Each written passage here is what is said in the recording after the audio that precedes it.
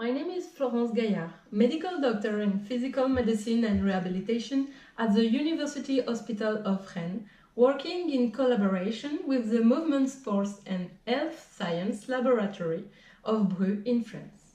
Our paper in the August 2018 issue of Developmental Medicine and Child Neurology is a study about the relationship between motion abnormalities of the impaired upper limb and the bimanual performance in children with unilateral cerebral palsy.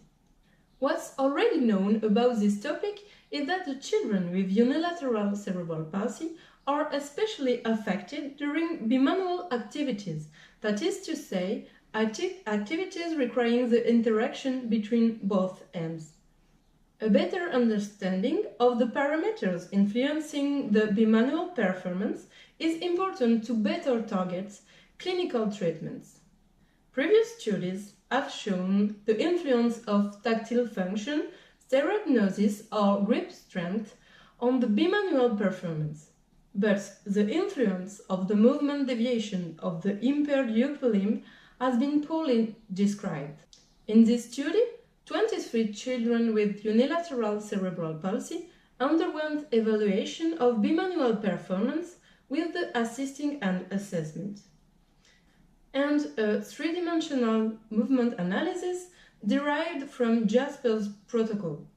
The kinematic parameters of the impaired upper limb of children with unilateral cerebral palsy were compared to the non-dominant limb of 23 typically developing children during the following unilateral task: reach forward, reach sideways, hand to head, hand to mouth, hand to shoulder, reach grasp vertically, and reach grasp horizontally.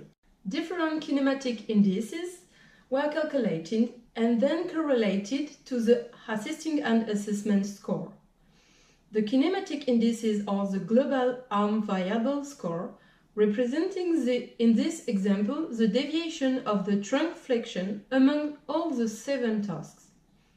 The arm profile score, representing here the total deviation of the upper limb during the reach forward task.